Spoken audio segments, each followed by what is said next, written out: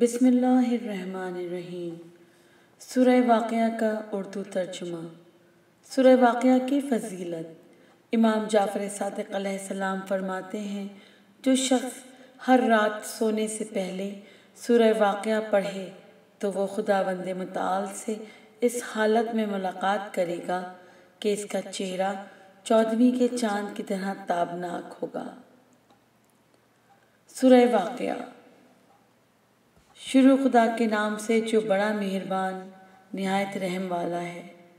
جب قیامت کا عظیم حادثہ برپا ہوگا کہ جس کے وقوع میں کوئی شک و شبہ نہیں اور جھوٹ نہیں ہے، وہ دن ایک گروہ کو جہنم میں ذلیل و خوار اور دوسرے گروہ کو بہشت میں سربلند و سرفراز کرنے والا ہے۔ وہ دن جب زمین کو سخت زلزلے اور جھٹکے لگیں گے اور پہاڑ چورا چورا ہو کر بکھر جائیں گے، پھر وہ خاک کے ذرے بن کر ہوا میں منتشر ہو جائیں گے اور تم لوگ 3 گروہوں میں تقسیم ہو جاؤ گے۔ ایک داہنے ہاتھ والے ہوں گے اور ان داہنے ہاتھ والوں کے ناز و نعمت کا کیا ہی کہنا، اور بائیں ہاتھ والے بدبخت لوگ اور ان بائیں ہاتھ والے بدبخت لوگوں کا کیا پوچھنا، اور تیسرا گروہ سبقت کرنے والوں کا جنہوں نے ایمان میں دوسروں پر سبقت کی، وہی تو حقیقت میں خدا کی بارگاہ کے مقربین ہیں۔ یہ نعمتوں بھرے باغوں بہشت میں ہوں گے، ان میں بہت سے گزشتہ امتوں میں سے ہوں گے اور بہت تھوڑے سے متاثرین میں سے ہوں گے۔ وہ لوگ بہشت میں موتی اور یاقوت جڑے ہوئے بستروں پر ایک دوسرے کے روبرو تکیے لگائے بیٹھے ہوں گے۔ ان کے گرد ہمیشہ جوان رہنے والے لڑکے طواف کر رہے ہوں گے، پیالے آفتابے اور شراب طہور کے بھرے ہوئے جام کے ساتھ۔ اس سے وہ جتنا بھی نوش کریں، نہ تو سر درد میں مبتلا ہوں گے اور نہ ہی ہوش و حواس گم کریں گے، اور ان کی پسند کے پھل جو چاہیں اٹھا لیں، اور ان پرندوں کا گوشت جس کی انہیں اشتہا رہی ہوگی، اور سیاہ کشادہ چشم والی حوریں ہوں گی جیسے چھپے ہوئے حسین و لطیف موتی ہوں۔ یہ سب جزا ہے ان کے ان اعمال کی جو وہ دنیا میں کرتے رہے ہیں۔ وہ نہ اس بہشت میں کوئی لغو بات سنیں گے اور نہ ایک دوسرے پر گناہ کی تہمت لگائیں گے، مگر یہ کہ ہر طرف سے سلام ہی سلام کی آوازیں سنیں گے، اور دہنے والے لوگ ان کے عیش و آسائش کا تو کیا ہی کہنا، بے کانٹے کی بیریوں کے سائے میں اور کیلے کے گتھے ہوئے گچھوں اور درختوں کے پھیلے ہوئے سائے تلے اور جھرنوں سے گرتے پانی اور بہت زیادہ پھلوں کے درمیان ہوں گے، جو نہ تو کبھی ختم ہوں گے اور نہ ہی ان پر کوئی روک ٹوک ہوگی، اور اونچے قیمتی بستروں پر حسین و جمیل حوروں کے ساتھ ہوں گے۔ یقیناً ہم نے ان حوروں کو اس طرح تخلیق کیا ہے کہ انہیں ہمیشہ کے لیے باقرہ بنا دیا ہے، انہیں شوہروں کا دل لبھانے والی اور ان کی ہم عمر بنایا ہے۔ یہ سبب بہشتی نعمتیں داہنے ہاتھ والوں کے لیے ہیں۔ ان میں سے ایک گروہ پہلے والوں کا ہے اور ایک گروہ آخری زمانے والوں کا، اور بائیں ہاتھ والے تو ان بائیں ہاتھ والے بدبخت لوگوں کا تو کیا ہی پوچھنا۔ وہ گرم ہوا اور کھولتے ہوئے پانی کے عذاب میں اور جہنم کے سیاہ دھوئیں کے سائے میں ہوں گے، جس میں نہ تو خنکی کا احساس ہوگا اور نہ ہی راحت کا۔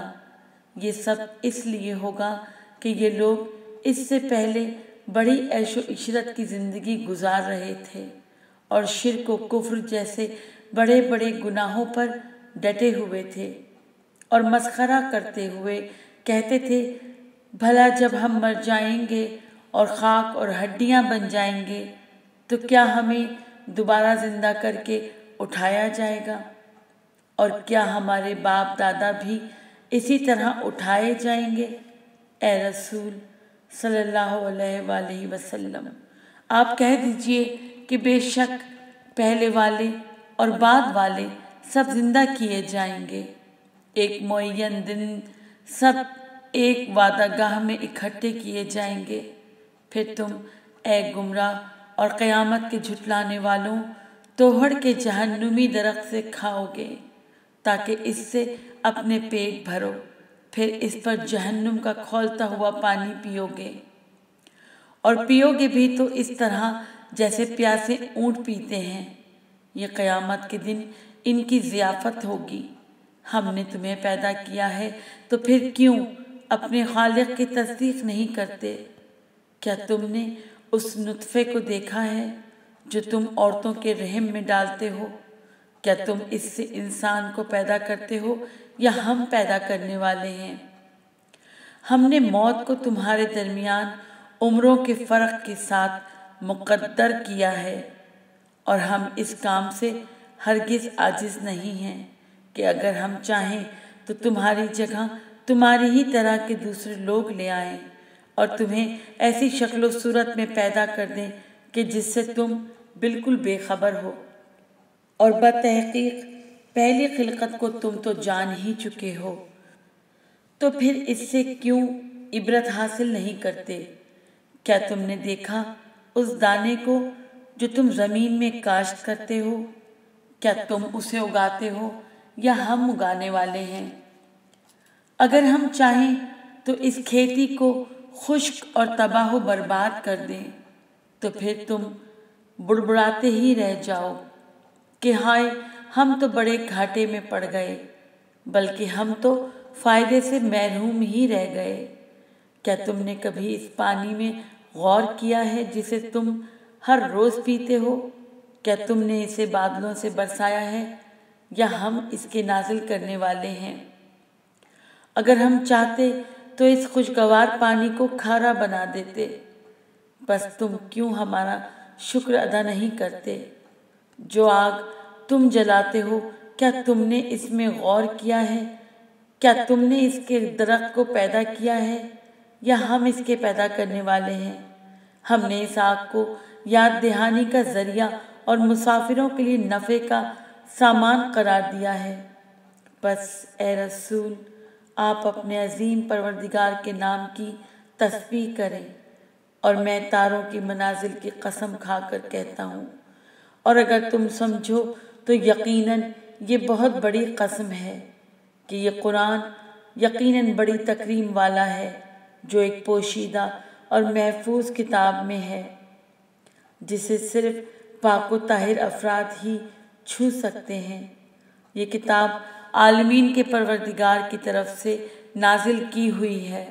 اے کافروں، کیا تم اب بھی اس کلام کا انکار کرتے ہو؟ اور کیا تم نے اپنی روزی اور مقصد یہی قرار دے رکھا ہے کہ اس کو جھٹلاتے رہو؟ بس جب اس کی جان گلے تک پہنچ جائے اور تم اس وقت اس کے سرہانے کھڑے دیکھ رہے ہو اور ہم تمہاری نسبت اس مرنے والے سے زیادہ قریب ہوتے ہیں لیکن تم دیکھ نہیں سکتے، بس اگر تم کسی کے دباؤ میں نہیں ہو اور قدرت رکھتے ہو تو اس روح کو دوبارہ مردے میں پلٹا دو اگر تم اپنی بات میں سچے ہو۔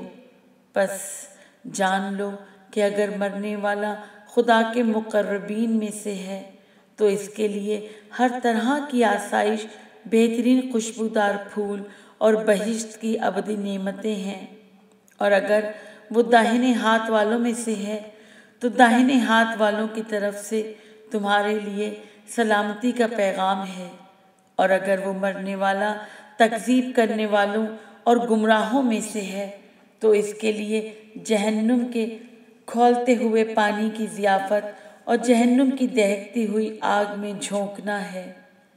بے شک یہ سب کچھ سراسر حق پر مبنی اور یقینی ہے، لہٰذا اے رسول اپنے عظیم پروردگار کے نام کی تسبیح کرتے رہیں۔